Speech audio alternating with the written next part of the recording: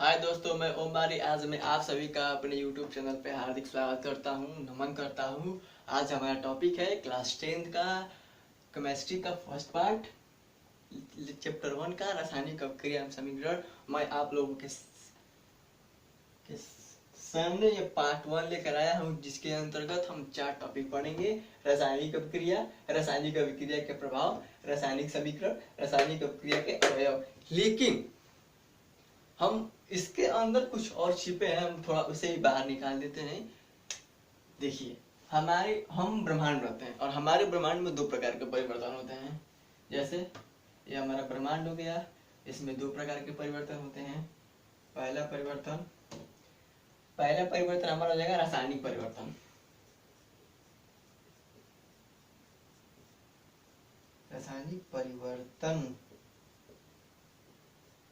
हमारा दूसरा परिवर्तन हो जाएगा भौतिक परिवर्तन।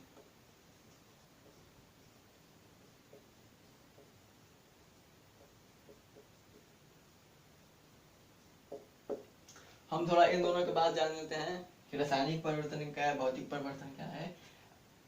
ऑफिशियली आप लोग ने इन चीजों के बारे में जानते होंगे, लेकिन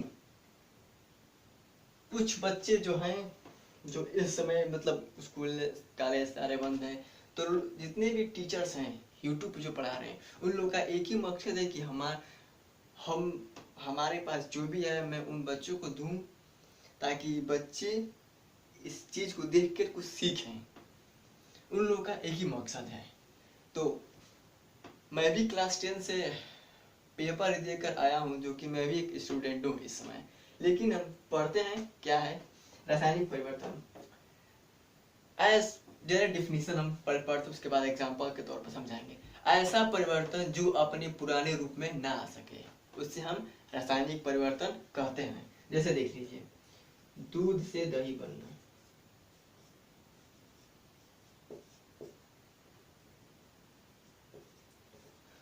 दोस्तों, दूध से दही आप लोग अपने घर पे देखे होंगे, माता जी भी बनाई होंगी, दादी माँ भी बनाई होंगी। ये आप लोगों के लिए आसान होगा कि हाँ यार, दूध से दही बनता है वो भैया तो बनता है। लेकिन यहाँ पे सवाल है कि क्या दही से दूध बन जाएगा? नहीं। जैसे कि मैं आपको समझाता हूँ कि समझ लीजिए, ए का नाम है अजय, बी का नाम है अंजलि। जो बी है ये ए नहीं हो सकता, जो ए है वो बी नहीं हो सकता। यही रासायनिक परिवर्तन है, हम जो आपको समझाने का प्रयास कर रहे हैं। आते हैं भौतिक परिवर्तन पे। क्या है? तो भौतिक परिवर्तन ऐसा परिवर्तन जो अपने पुराने रूप में आ जाए। जैसे बालों का कटना, आप लोग प्रत्येक संडे को जाते होंगे अपने बाल काटने, नाखून का कटना, ये सारा क्या है? भौतिक परिवर्तन के अंतर्गत आते हैं। अब हम आते हैं अपने टॉपिक पे, कि हमारा टॉपिक भी तो अभी छूट रहा है। आइए टॉपिक, पहला टॉपिक है रासायनिक अभिक्रिया। तो हम बताते हैं रासायनिक अभिक्रिया क्या है।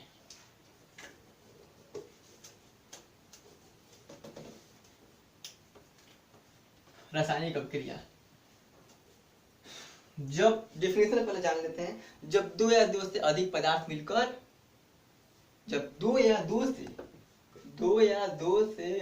पदार्थ मिलकर किसी नए पदार्थ यानी किसी नए चीज का निर्माण करते हैं, उसे रासायनिक अभिक्रिया कहते हैं। तो ये एक पदार्थ हो गया, ये एक पदार्थ हो गया, ये दोनों मिलकर एक नए पदार्थ का निर्माण करते हैं। जैसे हम आ जाते हैं इस टॉपिक पे। जैसे हमने ले लिया क्या? चीनी ले लिया।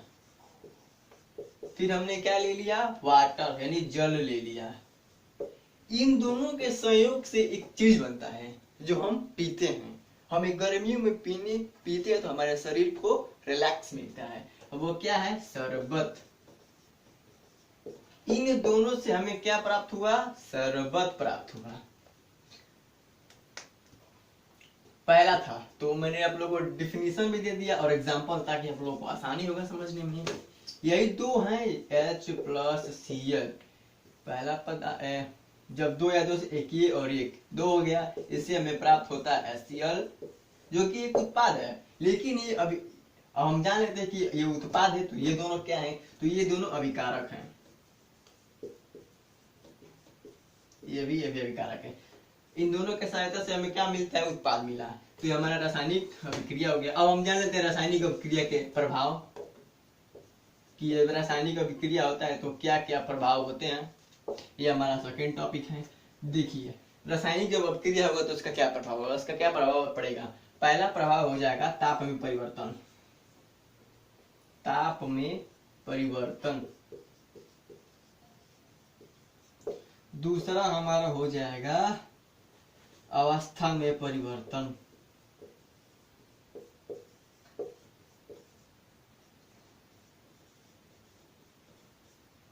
अवस्था में परिवर्तन। तो दोस्तों देखो, जब भी हम कोई रिएक्शन कराते हैं तो उसमें ताप में परिवर्तन, अवस्था में परिवर्तन होता है, लेकिन होते हैं दो तीन और परिवर्तन, वो हम भी जान लेते हैं क्या होता है। तीसरा होता है हमारा गैस का उत्सर्जन, यानी गैस का निष्कासन, उत्सर्जन। और जान लेते हैं चौथा क्या होता है, रंग में परिवर्तन।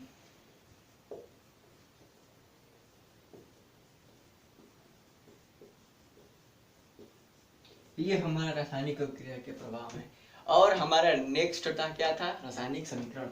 हम रासायनिक समीकरण के बारे में भी जान लेते हैं कि रासायनिक समीकरण क्या होता है।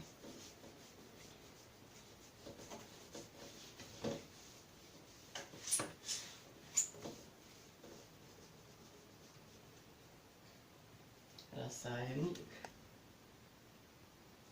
समीकरण, ये हमारा क्या थर्ड टॉपिक है। थोड़ा मैं इंग्लिश में थोड़ा कम हो गया है।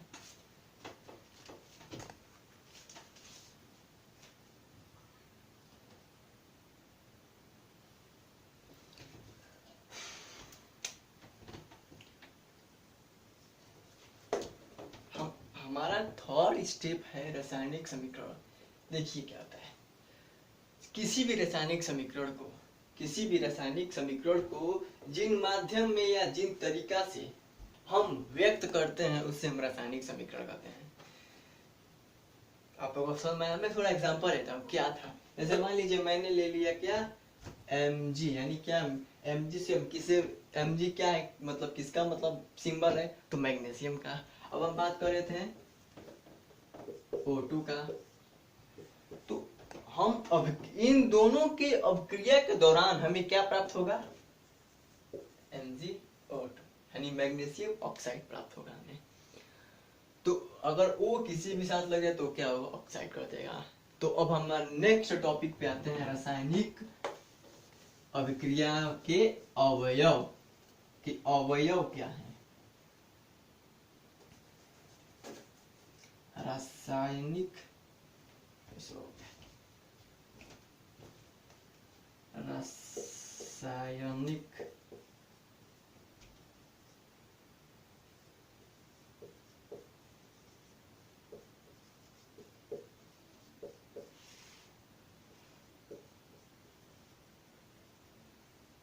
अवयव।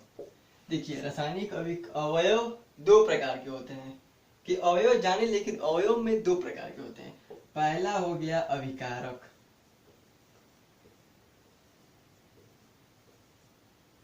दूसरा हो गया उत्पाद। दोस्तों मैंने एक दो मतलब रासायनिक एक दो में किसी में एलसीएल में कराया, तो मैंने बताया कि ये अभिकारक के उत्पाद है। ठीक, हम वही चीज जानेंगे कि अभिकारक के उत्पाद क्या है। बहुत ही सिंपल है, बहुत सिंपल।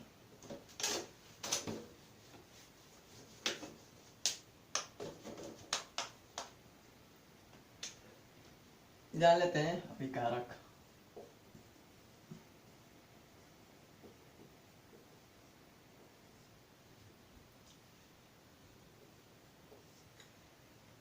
जब दो या दो से अधिक पदार्थ मिलकर किसी नए चीज का निर्माण कराते हैं, तो मान लीजिए कि ये नया चीज निर्माण हुआ तो किसके वजह से हुआ, तो इन दो की वजह से हुआ ना।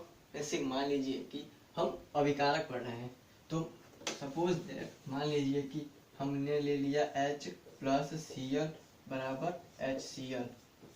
तो ये हमारा क्या हो गया, ये हमारा उत्पाद हो गया और ये हमारा हो गया अभिकारक।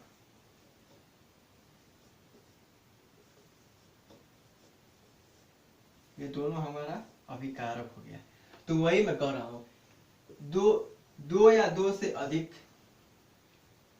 अभिकारक मिलकर किसी नए चीज का उत्पाद कराने में सहायक होते हैं तो उन्हें हम क्या कहते हैं, अभिकारक कहते हैं। इन्हीं दोनों कोड़ा से उत्पाद मिला हमें, तो अभी ये हो गया। अब हमारा नेक्स्ट टॉपिक है उत्पाद। क्योंकि दो होता है अवयव, ये मैंने पहला बता दिया।